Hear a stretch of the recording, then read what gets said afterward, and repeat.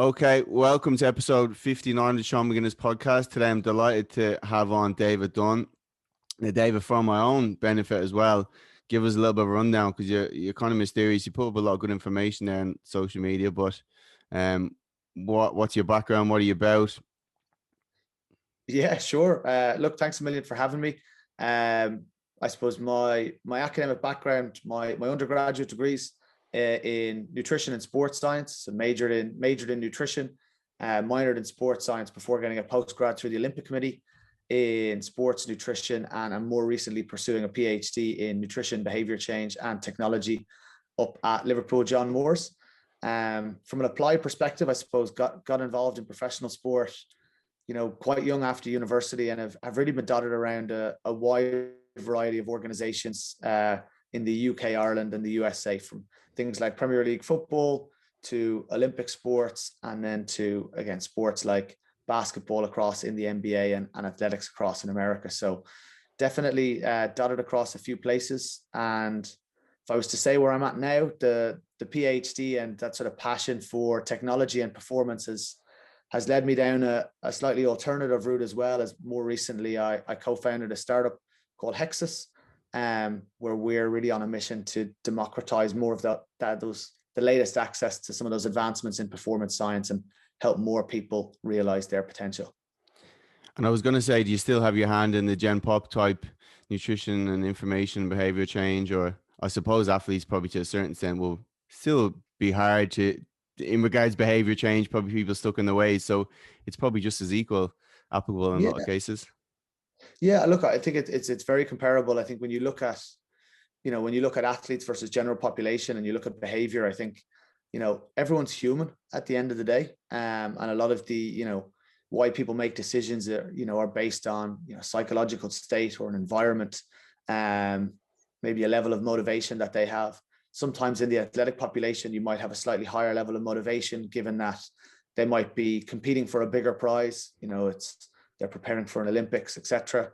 But that Olympics comes around once every 4 years, and there's a lot of time in between that where people are training and they have to work hard to keep their motivation. So I do think that some core principles definitely translate across, and fundamentally, probably being human is the greatest thing we have in common, and as a result, how we learn more about ourselves and what works for us as individuals to get more out of what we're actually capable of is very transferable. Yeah, 100%. And when some of the information I've listened to, which I really enjoy, is obviously because it's based off a level of principles that you've learned in regards to behavior change. I think psychology gets a bad run because we read all these books about mindset, which are kind of just a bit woo-woo. It's not really backed by any scientific principles. Obviously, coming out yourself, you're looking at nutrition from how can we change this person's behavior from a level of looking at psychological theories or principles. So what are some of the basic ones that you look at with people, or that it's a starting point anyway? Yeah. Like I think, I suppose everyone's individual and everyone needs to be treated like an individual to start. I think there's quite a wide variety of research out there in lots of different domains and pockets around, and what I want to acknowledge, I suppose, what might work for some people in terms of mindset and approaches. I mean, if it works for them, absolutely fantastic, because it's, at the end of the day, it is about identifying what works for you. From my perspective as a practitioner, there are, I suppose, a number of theories, or there's one particular meta theory that we might look at when we're working with an individual to start to understand where some of the barriers or enablers to enacting that behavior may be. So one that we generally revert back to is something called the COM-B model. So there's something called a behavior change wheel, which was put out by a UCL research group and their Center for Behavior Change back in 2011. And at the center of that wheel exists this behavioral system. And it really states that for a behavior to occur, an individual needs the capability, the opportunity, and the motivation. And that if they have those three things, they'll have a higher likelihood of actually being able to deliver this behavior. Now, capability can be broken down into physical or psychological. So can I actually do what I'm supposed to do, whether it's, cooking, preparing, this food, whatever it might be? And do I actually know how to do it? Do I actually know what I should be putting together in what order? All those kind of different things. Just as a crude example. Opportunity is much more centered around, I suppose, the physical and social opportunity. So again, if we use nutrition as an example, do I have the right food in my environment? Does my fridge have what I need to make it easier for me to access it? Or, is there only, so junk food here, and then it's almost harder to go and get what I suppose I should be having. And also the social opportunity really refers to, I suppose, who's around you, what's your social group? If you're going out for dinner with friends, could they potentially be a bad influence on you? And is that something you maybe need to be aware of prior to that event? Motivation is, I suppose, the most interesting one for me anyway, because it's for the majority of people, most people know what to do. By and large, that they have the opportunity, or it's easy to correct an opportunity. Motivation is a lot trickier. Motivation can vary significantly day to day, within day. I mean, there's a really nice bit of research where they sort of captured motivation, every day for 400 days. And, if you take 10 time points, it starts to look like motivation is trending down. You take 10 or 20, you start to see it trending up. Then when you actually put in all the, where you're at every day, it is just deterministic chaos. It just goes up and down. There's life events that occur. But from our perspective, we really look at both reflective and automatic motivation. So reflective is generally when there's more of a deliberate thought. So for example, a kid might see Cristiano Ronaldo recovering with a glass of milk and then go, well, he does it. So, they'll start to think that's what they do. And that's an example, again, of a type of intervention that could be a modeling-based intervention for that. And then you also have that more automatic motivation. So you wake up in the morning, you brush your teeth, what's kind of built into your system. And these things can take time to change, but generally when we're working with individuals, building technology, or trying to help somebody or a population change their behavior, we will start to do a behavioral analysis, and we'll start to understand, what is the problem we're really trying to solve? What needs to be done differently? Where, in what context, what else can influence these things? And then that allows us to go and start to build a bit of an intervention to tackle this. And that intervention might, again, using that behavior change wheel, there's an outer ring that has a range of intervention functions. We might look to select specific intervention functions if we're looking to tackle something like motivation. So for example, modeling in that example that we just gave can be quite effective when it comes to motivation. So persuasion and coercion are more directly linked. Obviously, sort of traditional knowledge-based interventions can influence someone's psychological capability. But we'll go around that wheel and we'll start to piece, okay, what are the pieces of the puzzle we're looking to put together here?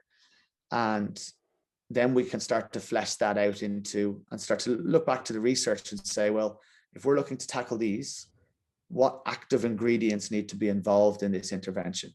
And they're generally the behavior change techniques. And there's a taxonomy, there's about 94, again, that is sort of published as part of this block of research. It's there's a range of papers that came out from 2011 onwards, still till today, as part of this big behavior change project coming out of University College London, which is fantastic, because it's adding a lot to fields that aren't necessarily just that sort of psychological domain.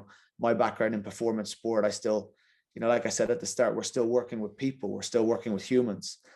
Just because somebody is an athlete doesn't mean that they're going to make a better decision than somebody else. In theory, they may have a higher level of motivation, but a lot of times athletes are just talented as well. Some people have won the genetic lottery, and some people work harder than everyone else. And it's not uniform across the board. But yeah, I suppose that COM-B model will be something I would refer back to quite heavily. And if I do want to understand a behavior a little bit better, there is something also called the theoretical domains framework. So I'll deep dive into that, and I'll take the COM-B components and I'll map that against the theoretical domains framework, which just gives me a little bit more of a granular understanding of what the barrier or the enabler to that behavior might be. You know, it's a great point. And obviously, in terms of behavior change, what a lot of time gets pointed out is when someone can't do something is, I just lack discipline or I'm just unmotivated. But what you're looking at is like a holistic model, which is okay, look at the effects of both our external environment has on us, and you're creating a whole holistic framework, kind of like nutrition in the same way. You're saying, okay, there's what we need to ideally replace or change or modify, and then here's the barriers stopping us from Yeah, carrying out this yeah. behavior. I think you have to, and I think it's a real. I suppose if I look back at sort of my academic undergraduate, postgraduate, you know, degrees so far, I think one thing that was lacking was actually being taught this at an earlier age. It was something that I had to go out to sort of seek and sort of bring on board as part of my own PhD. But I suppose fundamentally, and this is the I suppose a realization that got me, I suppose, back mid 2010s when I was sort of working in applied sport, and I still remember the conversation quite vividly. I was at a professional sports club, very well-known sports club. One of the players, a great guy, one of the funniest athletes I've ever met, and he just said, "Look, I know what to do. I'm just not going to do it." And in your head, you could go, "Come on, man, why are you being a bit of a dick?" But actually, that's not my job to say that, you know, that he's, you know, misbehaving or she's misbehaving. It's actually more a case of I need more tools to my toolbox to understand, well, why is this person this way? Like they do know what to do. They're very well educated, can be on it when they want to be on it, but at the same time can fall off the edge of a cliff pretty quickly. And, you know, the inverse of that is also true. You can know, you might not know what to do, and you still might make the right decision. And I think that's what, you know, that kind of realization where it's like, look, you know, if we just go in and educate people, there is a tipping point. Like knowledge and behavior are equivocal. At some point it'll be, well, some people will know what to do and do it, and some people will know what to do and won't do it. So there has to be a better approach to help people. And again, everything is down to, you know, helping people realize what they're actually capable of. Some people are in quite a unique position in professional sport, and it's such a limited time frame at the top for the vast majority. You want to make sure, you know, if you're, you know, in terms of your role in the team, are you able to help that person deliver what they're capable of? And their ceiling might not be that high, or their ceiling might be incredibly high, but I suppose you don't want to let them look back and sort of wish, you know, what if, etc. And I think it's a responsibility of a practitioner as well to find solutions, as opposed to sort of say, well, you know, pass the blame on. So, I mean, that was particularly interesting for me. And again, that experience as a realization was probably one of the things that stemmed me going away to self-fund a PhD in the space. Because you kind of leave going, well, if we go in and we educate and we have all these one-to-ones and we work with people and we build relationships, and, you know, I suppose success leaves signs as well, because you look at certain relationships that you've built with athletes and certain conversations that you've had that might have gone better than others. And then when I started to dive into the behavioral science piece, it became a little bit more of an aha moment to say, actually, well, the reason why this one increased and this one didn't was actually this is how the conversation went versus this way. And these kind of things are brought to life in how we speak and how we talk to individuals, how we choose to help support autonomy and build self-efficacy, you know, versus just telling somebody what to do. Yeah, so it's fascinating, and it's a space that, you know, in reality we're probably, you know, we're only scratching the surface. Certainly in sport, it's very much scratching the surface, and I think over time it will evolve.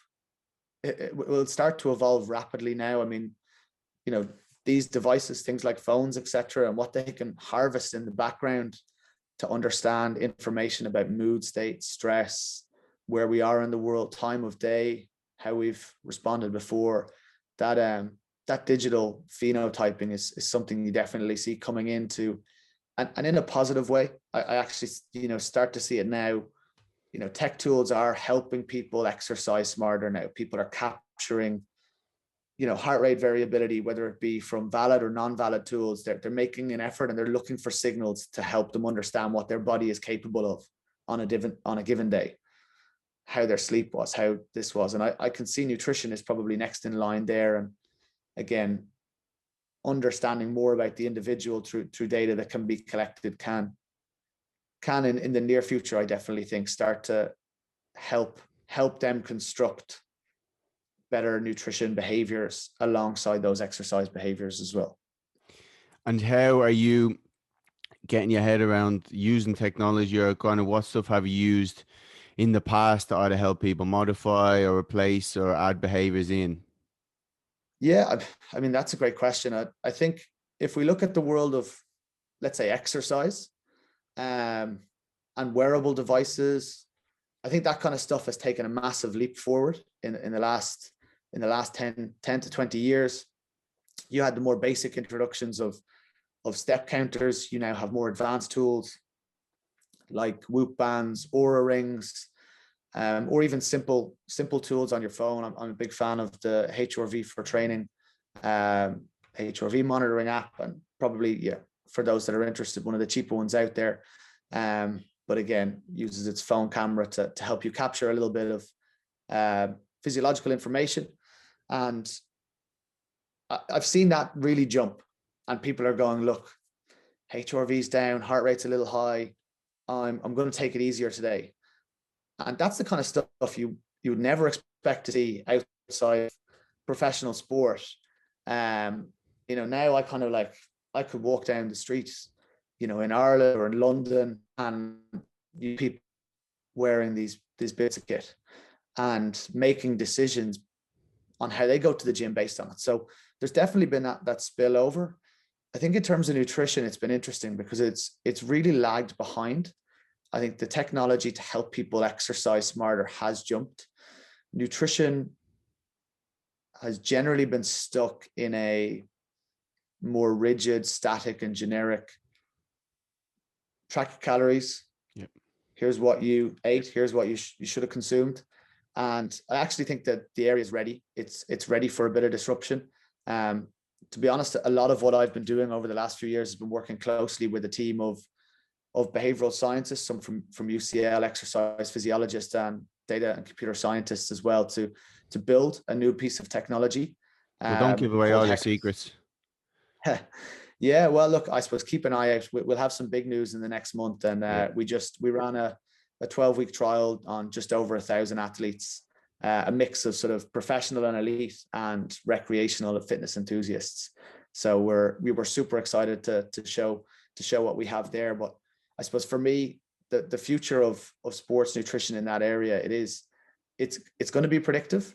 People need to know what they should be eating to either optimize their performance or amplify how their body responds to training in advance of that occurring. You don't need to get to the end of the day and go, I was supposed to have 2,700 calories. I've had 3,000.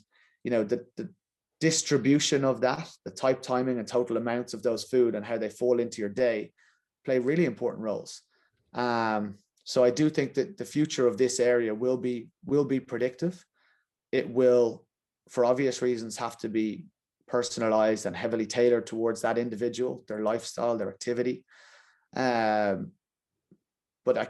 I do also believe it will be periodized as well. As we've seen the world exercise smarter and learn to periodize their training, I think the next logical step is, and it may take a few years. I don't think this is going to be something that's everyone will uptake excessively quickly. It'll naturally be the early adopters. We're seeing this early adoption in sport already, where it's widely used across the top level of elite sport, and it's ready now for the early adopters in that fitness enthusiast category. But periodizing their nutrition in line with the demands of their activity and sort of understanding how to do that, technology that can enable people to do that more effectively, I think will have a big impact, because now you jump out of this realm of, I have to be low carb because I'm trying to lose weight, or I have to eat carbs. I follow these extreme polars, and actually understanding that your nutrition intake should be adjusted in line with the demands of your activity, depending on what you're doing on a day-by-day basis. You know, that could be certain types of exercise. It could be the intensity or the duration has changed massively. And actually, yeah, there might be certain times in the week that it's better to go a bit lower energy, a bit lower carbohydrate, stuck behind a desk, you know, pretty inactive, heart rate's never creeping up. There's no big strains and stresses on my body. But then likewise, you know, you go out and you go for a 90-minute high intensity run. You're trying to, you know, get in some pretty high end tempos or repeated efforts. Your body's going to need more fuel to support performance during that event. And I think there's also that sort of feedback loop psychologically on people as well, because, you know, you follow that chronic approach and you try to perform, and then you perform badly, then you feel worse about yourself. And then that might lead you to making worse decisions because you're like, well, look, I'm doing all this effort and I'm not getting anywhere. I think actually when people can understand how every day is different and it needs to be adjusted and supported in doing that to the same level that professional athletes do it, I think that'll be a big jump forward. Yeah, even when we're saying off air, looking back at my own career, how I just overtrained myself and underslept and underrecovered. Whereas now, with some of my clients who, especially training a lot of most days, I'll use HRV and I'll say, okay, I'll use a similar system to yourself where you let them auto regulate their own training. They'll go, okay, here's your 2 harder days, 2 medium days, and here's your 2 easy days. Regulate that based on your HRV. When you feel good, there's your hard day, you can go for it. And that obviously allows them to train for a long period of time and get good results, not get injured and all that good stuff. Even with the technology, like you said, I have the Apple Watch here on, and now it's introduced like when you hit awards, so you're getting all these feel good chemicals and all the dopamine the same way obviously social media gets us in, but they're kind of using that for good in this regard. In regards like general pop people, especially struggle that in the same bracket, they know what to do, they just struggle to do it. How would you use your approach and maybe combine with technology for the kind of day-to-day person, again, if we're thinking in Ireland, a Yeah. typical Irish diet, and kind of and go from there? Yeah. I mean, hopefully, like I said, in the next few months, we'll have some technology that we can actually share and let people get early, you know, get a first go of. I think if I was to, I think a lot of people need to be a little more understanding of their situation. Probably the first thing I would say, you know, start to consider what the overall goal is, but then what the sub goal is. So for example, if somebody wants to lose weight, we know that we're going to need to navigate into I suppose a calorie deficit. We need to be in that energy deficit to start to shift some timber. And we might want to keep, say, protein pretty consistent at that sort of higher end, maybe around 2 grams per kilo, to try protect and maintain that lean mass. Now, the chronic approach to that is, look, I'm just going to eat less calories today, and, you know, how I do it doesn't matter because I'll lose weight. I think it's a bit of advice I would have to other people. Like, you don't need to starve yourself to get these results. You're not burning the same amount of energy every day. You know, you go and you're with your clients, and, you know, you might have a session that could last 60 to, you know, however many minutes. And, you know, they might burn, let's say, anywhere from 500 to 800 calories, depending on what's being done in that hour in a gym-based setting. They might be navigating into that energy deficit based on the exercise that they've done that day. Now, that exercise might not be there the next day, and, you know, so their energy requirements will peak and trough. So I think one bit of advice I would have would be to start getting people to think about adjusting their intake based on what they're doing. So not saying, look, it's a flat line, this is 2,200 calories, I hit this every day. Understanding that some days you should have more, and more of that food should come from food that people are generally trying to restrict, you know, high carbohydrate foods that they enjoy, you know, their bigger bowl of pasta, their risotto, whatever it might be. But that would be one bit of advice. And I suppose to distill that into something that still allows them to get towards their goal. Look at what training and workouts people are looking to perform in, if you have a session, like if you're training 4 days a week, you're not going to be able to perform at your peak 4 days a week. That doesn't happen. Like you said, somebody might have two big ones and they might be looking to peak for those two big ones. So make sure that there's adequate fueling around those two big sessions. Maybe those days, or maybe certainly before and after those sessions, are not the time to be in an energy deficit. But there's 5 other days of the week that they should be looking to pull their energy intake down in line with, trying to adapt to the training and maybe placing an additional nutritional stress, or just being a rest day and sort of, burning less. So I think from a mental perspective, allowing yourself more on certain days and understanding that you have less on other days is also, it's easier to adhere to long term, because you're not in this rigid box that says I can't eat that. Just understanding when the better time to have some of those foods might allow people to find a simpler route to long-term adherence. So obviously we looked at like that, in a sense, autonomy, where you're talking about with your training and nutrition. How important, and you obviously mentioned self-efficacy as well, how important are those two things kind of, I think, the self-determination theory, where they're looking at that and relate it to like how motivated you'll be Yeah, in look, your whole look at a plan. Obviously we see how rigidness may have a place in, say, top end sport, but for the everyday person who are trying to obviously build these habits long term, how important these two things especially are. yeah, look, I think autonomy and self-efficacy are really important. I think there's a really nice study on the Dutch population by a woman called Elena Smith, where she sort of looked at the autonomy levels of people that were receiving help from a mobile health app, and she sort of found predominantly three big buckets. So I think it's important to recognize that we may have different levels of autonomy, and that's okay. We're not all going to be the same. So some of us might be expert dependents. They might come to me, just tell me what to do. I need you to tell me what to do. That's the best thing for me. And over time, we need to support them on developing their own autonomy. But where they're at right now is in that sort of expert dependent block. You may have confirmation seekers, people that know kind of what works for them, but they need that bit of verification from us. So actually, it's important we sort of use language that allows them to let them tell us what's working for them, and us to come in and say, look, that is the right thing. Have you considered this? We don't tell them, do this. Have you consider choosing?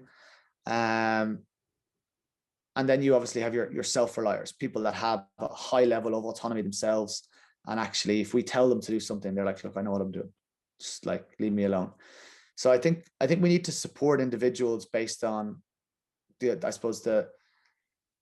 where they sit on that scale. And I think over time we should try help them develop their level of autonomy, and definitely support their self-efficacy. So for the listeners that don't know what self-efficacy is, it's really a belief about your capabilities to do something. So for example, if somebody's tried to lose weight and they've always lost weight, they might have a low self-efficacy. I've tried, I can't do it. And I think a lot of people will experience low self-efficacy with regards to some things in some areas of their lives. I think it's really important to understand how you can work on improving that, because certainly from a mental perspective, you could talk yourself out of something before you've even given it a chance, because you're saying, I can't, I've tried, I failed, all of that sort of more negative self-talk language. Instead, we should really be focus on past successes if they exist. Remind somebody of when it's gone well. Work together to help problem solve. Again, that'll support their level of autonomy as well. So understand, okay, if we're not being able to achieve this yet, can we sit down and actually identify those reasons, maybe why not, and help them do the problem solving as opposed to us do it for them. And as well, just start to build things into graded tasks, to get from A to B. That's the long-term goal. For some people, long-term goals are 2, 3, 4, 10 years. They could be their lifetime of what they're trying to achieve.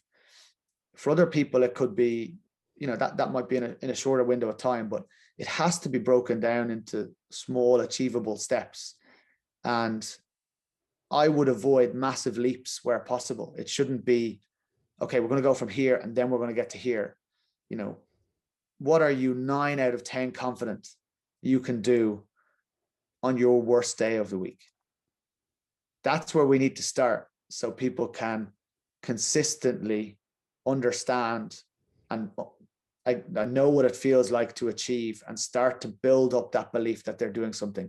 You're regularly hitting milestones, and then those milestones can just increase in complexity slightly over a period of time.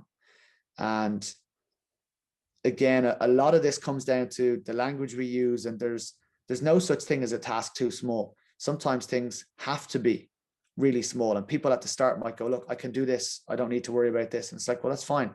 Let's do this consistently anyway, because this is a really important foundation for the next block. And it is important to sometimes start small. So look, completely agree. Supporting both autonomy and self-efficacy are really important. I think self-efficacy, there's some nice structures, like we said, that you can build that up over time.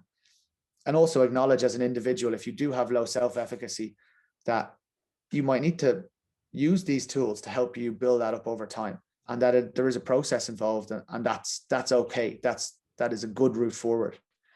I think with autonomy, it can really change over a lifetime based on exposure and experience as well. But we should always be trying to support people to not be reliant on us. People run their own lives. They need to make their own decisions and be comfortable and confident in what they do. And I think if anything we can do to improve somebody's confidence in their own nutrition is fantastic as well, because they're out in a restaurant, they shouldn't feel like they've got to pick up the phone.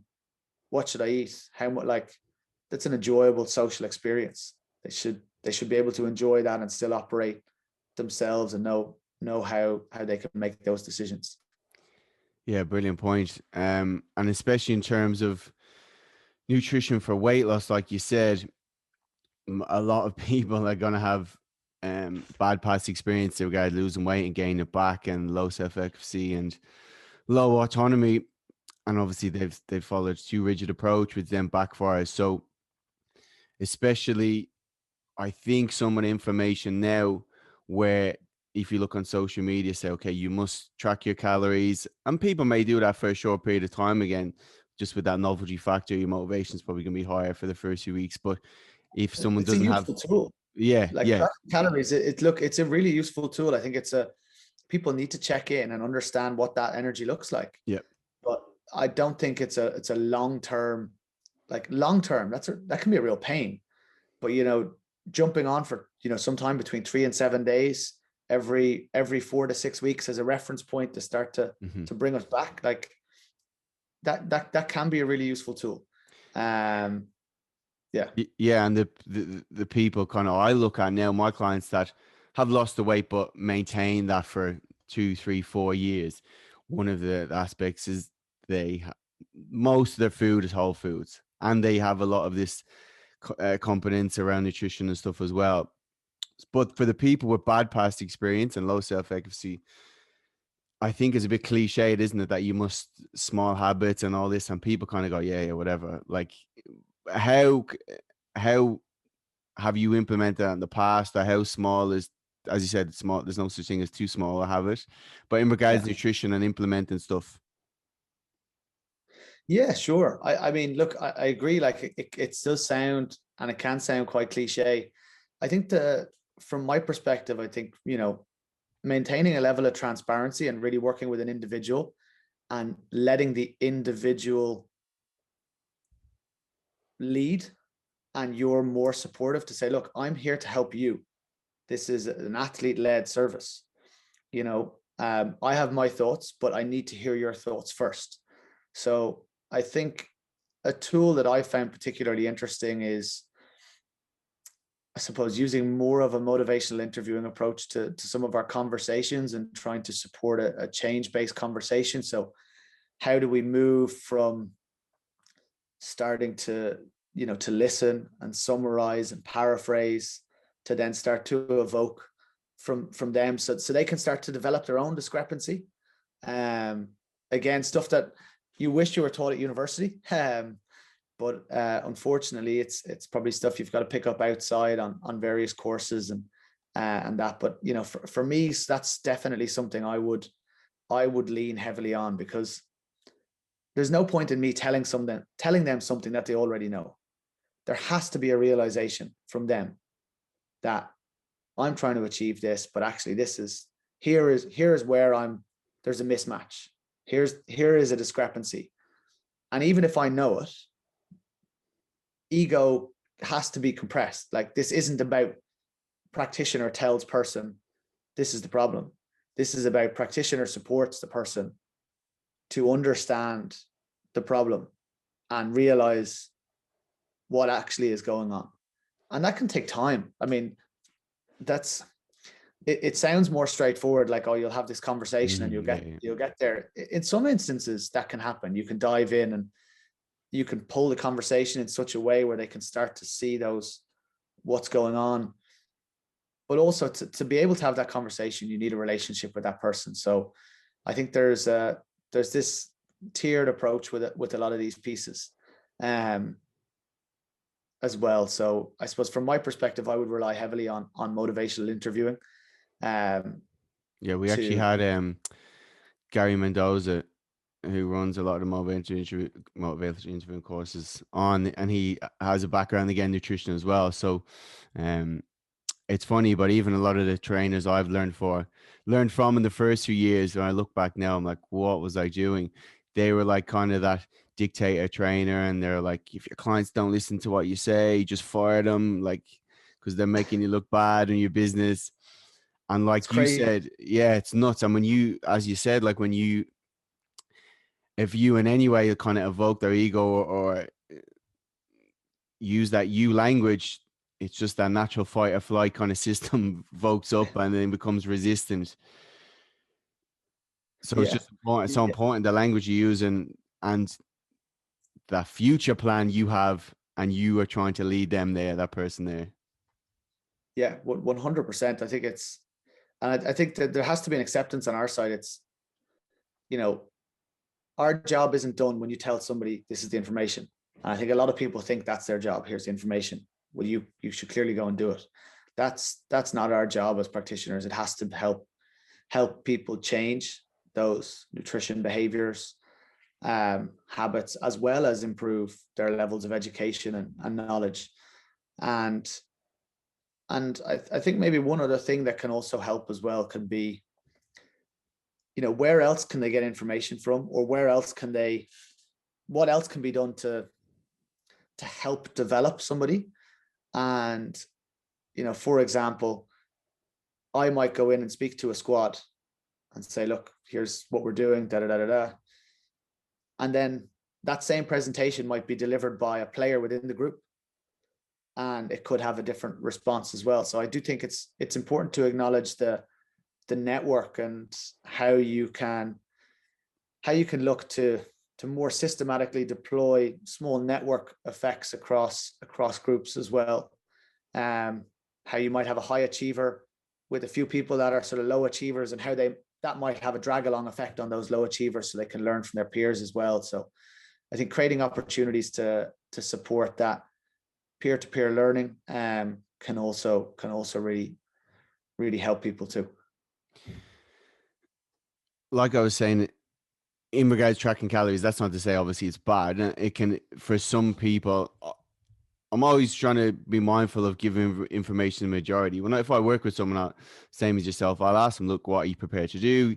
These are some of the things we can use to kind of get an awareness of your nutrition starting off. And some people have no problem tracking their food and stuff as well. I think when people may get confused, and if they don't want to do that or they find it hard, other ways you could probably obviously take pictures or get a food log. Are you using this at the start as a way, obviously, not only to get a hold of someone's nutrition, but then to look at the habits and then use your framework of the environment, the Con-Bean model, and then lead them to see what they're prepared to do or what habit to change?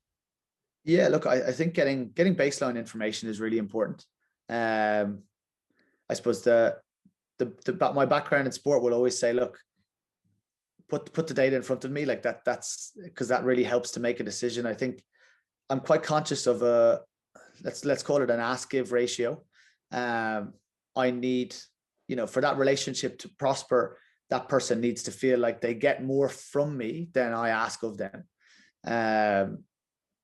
And I think some of our asking can often be front loaded. So I think in sport, sometimes I'm in a fortunate enough situation whereby you're in an environment with somebody, so you can see the decisions they make, you can see what they're eating, you can help them support at the point of choice.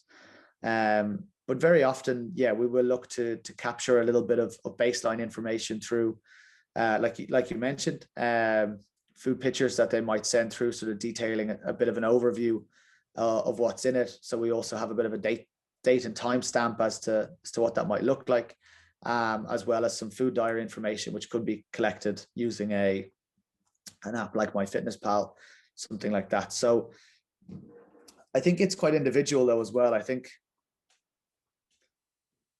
to a certain extent, it depends how much or what you're trying to change in an individual.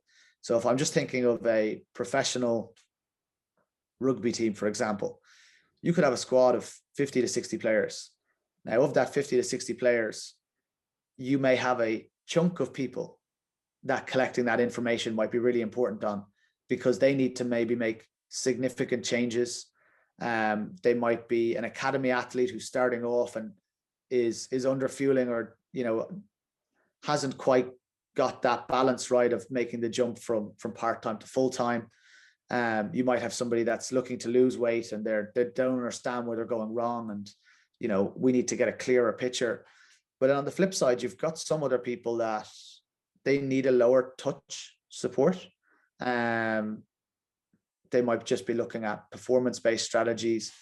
How can I tweak my recovery? How can I improve one specific area? Some people might come to you with an idea. Look, I'd love to increase the antioxidant content of my diet. I feel it'll help my recovery. Then, we might not always need to collect as much information as other scenarios, but I do think some level of baseline profiling to understand the individual is really important. But I think the level of detail we capture, I'm a big believer if we shouldn't take data, or we shouldn't ask for data unless we're going to use it.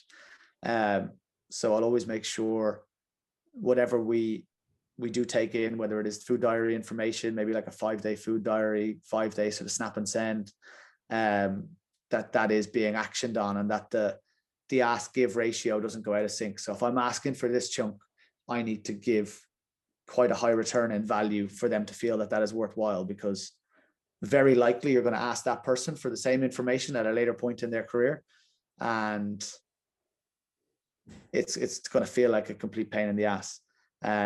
So there needs to be something worthwhile on the back of it. And how are you kind of getting a handle on, like you said in the model, is it their competence or their capability in regards nutrition as in what they know, and then how are you trying to feed them a little bit, obviously without overloading them too much?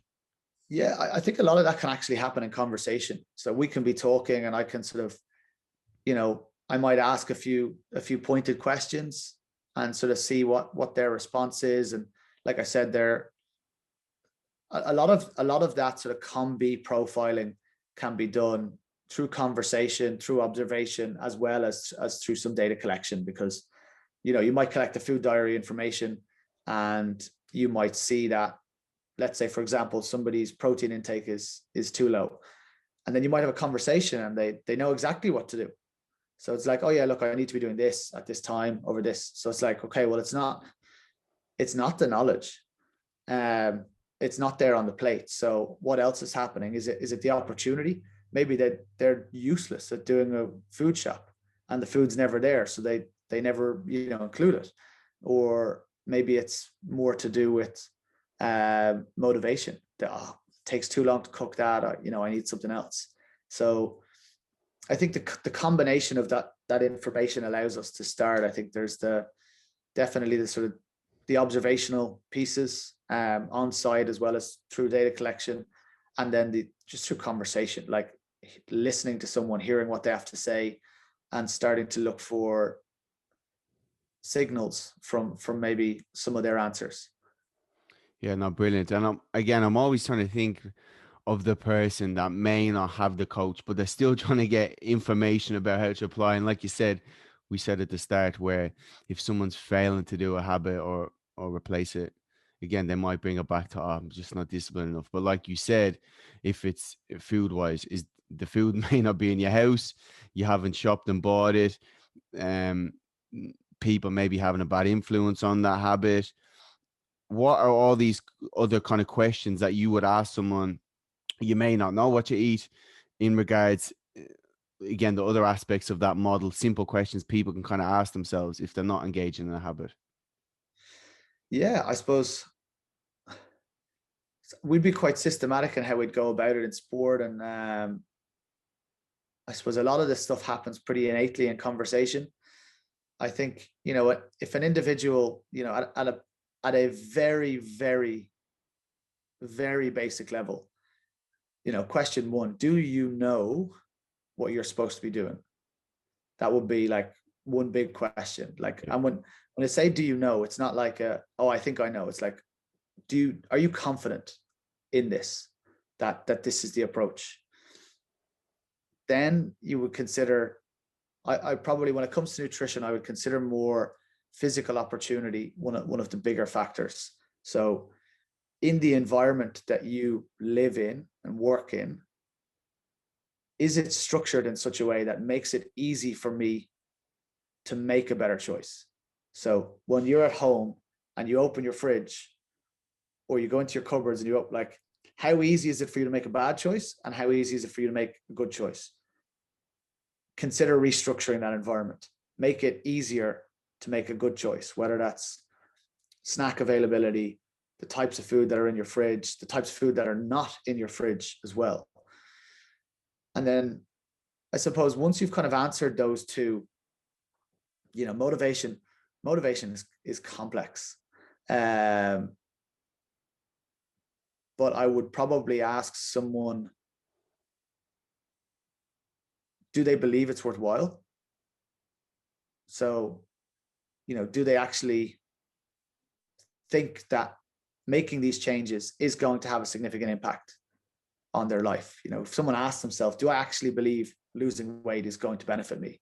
And if they kind of go, oh, well, I know I should, but like there's clearly a lack of motivation in there, because it's I know I should. It's not a, yes, here's all the pros that I'll get from this. And if they don't believe those consequences are worthwhile enough, those consequences as well, like they might be negative. They might be, actually, yeah, I really believe it's worthwhile because I'm trying to avoid this as opposed to, just achieve this. Yeah, no, interesting. So motivation for you is more if, going back to that stages change model, if they're actually ready to change. But then I always say to my clients, I have this kind of funny thing where you won't always be motivated. So on a day-to-day level, we're trying to not rely on motivation, and, as you said, use more adding friction and reducing friction in regards habits as a way that's going to increase the success carrying those things out. Yeah, definitely. I think look, if you'll build habits when you're repeatedly doing something over an extended period of time. So you need to increase your likelihood of making those good choices to start to get on a bit of a streak and build up confidence in yourself, because over time your beliefs about those consequences might change, and over time your beliefs about your capabilities might change as well. That's another piece on motivation. Does somebody believe that they're capable of doing it? And then you kind of have that better picture of where somebody's starting point is and what the potential block is. So, but like you said, I think you're really just trying to give somebody the best chance of success. Where do those nudges occur in their day? Those little prompts or cues that support those better decisions. What's their support network like in their house? Is the person they're living with partner, friend, family? Are they aware? Are they are they able to help as well? But yeah, like you said, you just want to try make good decisions over an extended period of time. You know, things don't become habits overnight. Like you can learn a behavior, but you know, to make it a habit, you do have to repeatedly do something, and generally in a pretty similar context and settings. So yeah, they'd be the route I'd go down for that. Are you using any kind of are you systemizing how long you'll get someone? It's obviously individual, actually. How long you'll get someone to carry out a habit, or how are you reassessing if that's become a more automatic before then you may set them another little goal? Yeah, like I think there's a couple of elements in there. There's a boredom element as well. Somebody feels like this isn't, on board. It needs to increase it. I need to be challenged. So I think that's quite individual.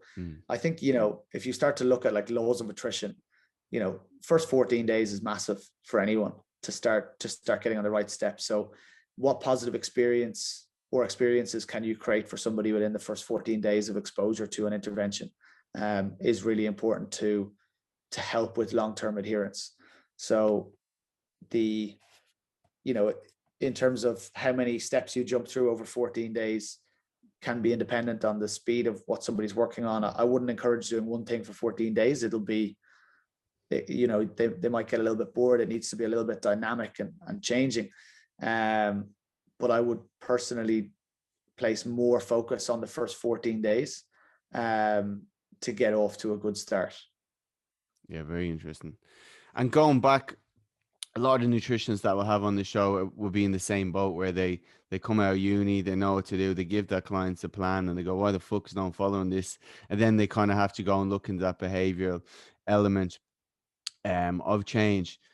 What kind of 2 or 3 main things would you give your former self fresh out of uni in regards behavior change?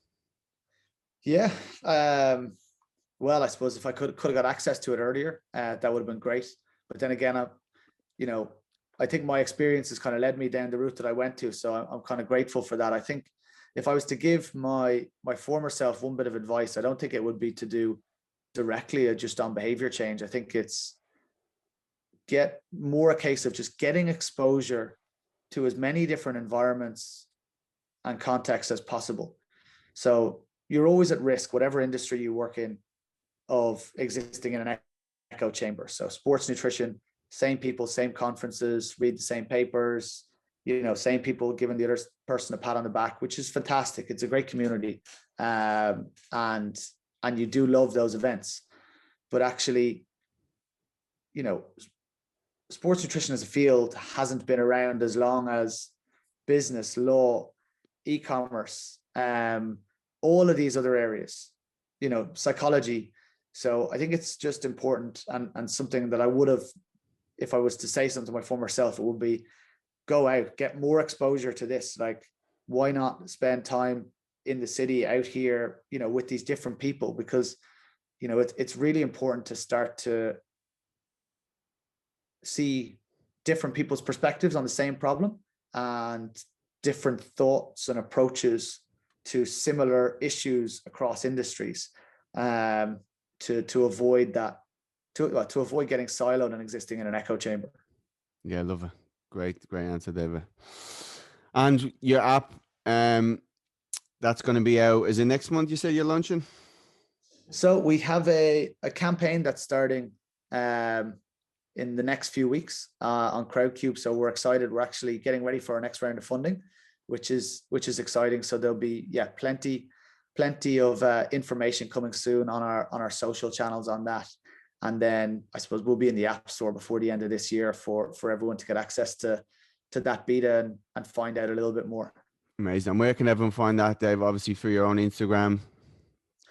Yeah, I suppose the Instagram is at hexus_performance for that, or hexusapp.com is where all the information on that platform will be available.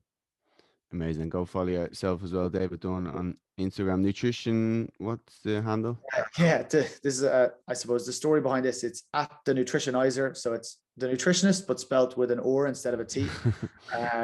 The the story behind that was actually my first day at Harlequins. I got given my key pass to the building, and they misspelled nutritionist, and it kind of stuck from there.